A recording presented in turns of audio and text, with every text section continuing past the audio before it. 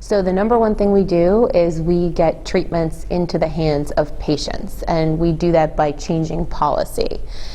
We also last year added to our mission ending the diagnostic odyssey, which is an average of 5 to 7 years for the rare community. So it's quite a challenge. One of our major legislative priority for 2019 is ensuring that the Newborn Screening Saves Lives Act is reauthorized. So this is a bill that was passed in 2008 for the first time, reauthorized in 2014, and this in 2019 will hopefully be the second reauthorization.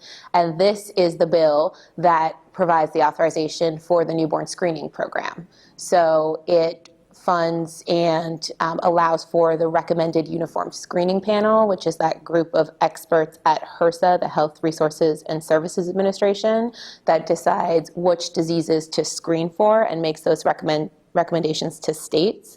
One of the challenges we found is once the recommendations are made at the federal level, they're not automatically implemented in the states. So EveryLife is working also at the state level to ensure that those recommendations are implemented. And this was something we recently did in Florida, ensuring that MPS and Pompe were added to the screening panels in Florida, and we're working in a number of other states. There's still, unfortunately, a long way to go. But the newborn screening program is critical, to continue to make sure that we're diagnosing children. We also see it as just the very beginning of what we need to do. So to really end the diagnostic odyssey, we have to be able to catch these diseases earlier.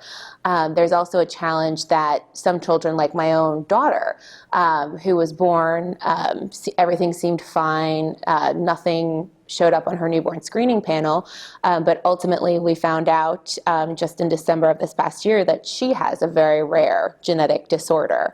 And it was a journey to try to get her diagnosis. We live 2 blocks from the NIH in Bethesda, Maryland. I've worked for the federal government for Health and Human Services, have been working with scientists and clinicians my whole life, and it still took us a year to get a diagnosis. And the real bottleneck was the insurance company.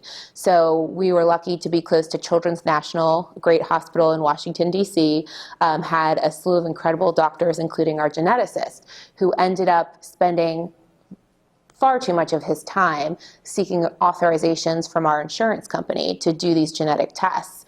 And so ultimately, because we were concerned that what our daughter might have could be degenerative, and if that was the case, we wanted to know sooner, we elected to just self-pay for the test. And we still haven't gotten the bill, although I'm told that that's going to probably come any day now, so I shouldn't, discount it. But Children's finally did a whole exome analysis, and we found out that our youngest daughter has what's called NAA10. It's also known as Ogden in boys. And the good news for us is that because she's a girl, the disease is not known to be degenerative, but she will always have a degree of intellectual disability. So it's obviously life-altering for our family. The boys, it's very unfortunate, the boys typically die in infancy and early childhood because it's X-linked and they don't have that extra X chromosome to offer protection.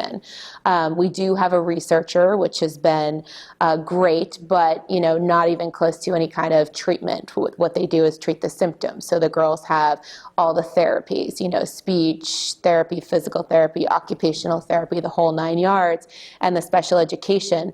But they are just one of a slew of these rare genetic disorders that are in desperate need of treatment. So